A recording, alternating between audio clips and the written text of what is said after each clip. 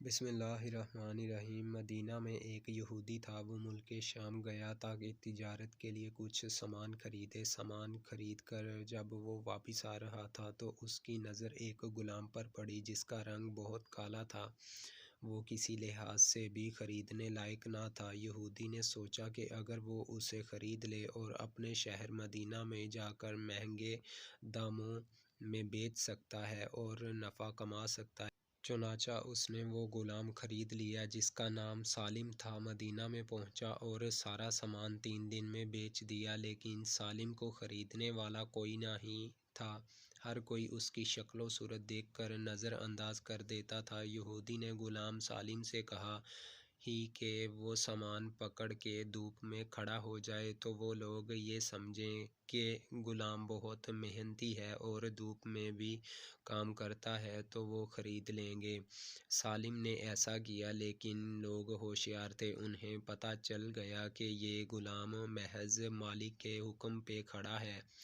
مدینہ میں ایک خاتون تھیں جو اپنی خدا ترسی کی وجہ سے مشہور تھیں۔ انہوں نے جب غلام کو دیکھا تو اسے خرید لیا۔ اس خاتون کا نام فاطمہ تھا۔ مکہ سے ایک صاحب مدینہ آئے جن کا نام حذیفہ تھا۔ لوگوں نے انہیں مشورہ دیا کہ فاطمہ بہت پاکیزہ اور خدا ترس خاتون ہیں، آپ ان سے شادی کر۔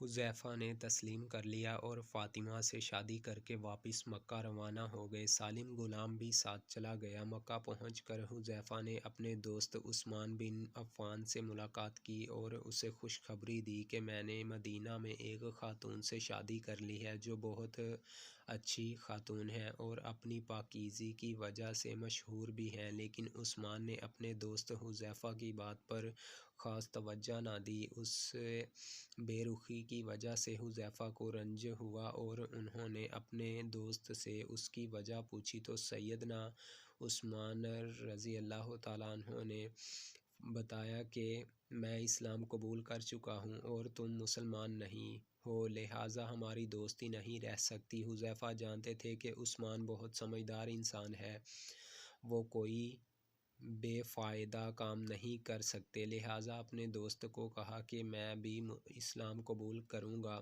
اور اپنی زوجہ فاطمہ اور غلام سالم کے ساتھ اسلام قبول کر لیا۔ ایک دن آپ صلی اللہ علیہ وآلہ وسلم نے خواتین میں بیان فرمایا جس میں غلام آزاد کرنے کی فضیلت بیان کی۔ فاطمہ نے گھر آ کر سالم کو آزاد کر دیا، لیکن سالم نے کہا میرا ملک شام بہت دور ہے، آپ لوگ بہت اچھے ہیں، اس لیے میں آپ کو چھوڑ کر نہیں جاؤں گا۔ چنانچہ حذیفہ نے سالم کو اپنے پاس رکھ لیا اور سالم کو آپ صلی اللہ علیہ وآلہ وسلم کی مجلس میں بھیجنے لگے۔ سالم قرآن کی تعلیم حاصل کرنے لگے۔ وقت گزرتا گیا۔ ایک بار یوں ہوا کہ وہ مسجد میں قرآن پڑھ رہے تھے کہ آپ صلی اللہ علیہ وآلہ وسلم تشریف لائے اور ان کا قرآن سن کر کہا تم تعریفیں اللہ کے لیے ہیں جس نے امت میری میں سالم جیسے لوگ پیدا کیے۔ اتنی بڑی تعریف تھی کہ اس سے پہلے کسی کے لیے نہیں کی گئی تھی۔ ہجرت کا حکم آیا اور سالم نے بھی مکہ سے مدینہ کی طرف ہجرت کی۔ مدینہ جا کر وہاں کی سب سے پہلی مسجد کعبہ کے امام مقرر ہو گئے۔ لوگ رشک کرنے لگے کہ ایسا غلام جسے کوئی خریدنے کو تیار نہ تھا آج مسجد کعبہ کا امام بن گیا ہے۔ پھر وقت گزرا، آپ صلی اللہ علیہ وآلہ وسلم کی وفات ہوئی۔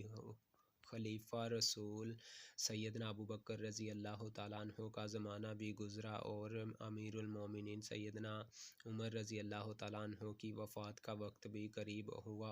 اس وقت سالم دنیا سے رخصت ہو چکے تھے۔ سیدنا عمر رضی اللہ تعالیٰ عنہ نے فرمایا اگر سالم زندہ ہوتے تو مجھے امیر بنانے میں کوئی مشقت نہ ہوتی، یعنی میں انہیں امیر المومنین بنا دیتا، کیونکہ میں نے رسول اللہ صلی اللہ علیہ وآلہ وسلم سے ہے سنا سالم کا دل اللہ کی محبت سے بھرا ہوا ہے۔ سبق یہ ہے کہ قرآن کے ذریعے لوگوں کو عزت بھی ملتی ہے اور ذلت بھی۔ جو قرآن سیکھ جاتے ہیں انہیں اللہ تعالیٰ ایسی حکمرانی عطا کرتا ہے کہ وہ لوگوں کے دلوں پر حکومت کرتے ہیں۔ سالم جن کو کوئی غلام کی صورت میں خریدنے کو تیار نہیں تھا، انہیں قرآن نے کیسی عزت سے نوازا۔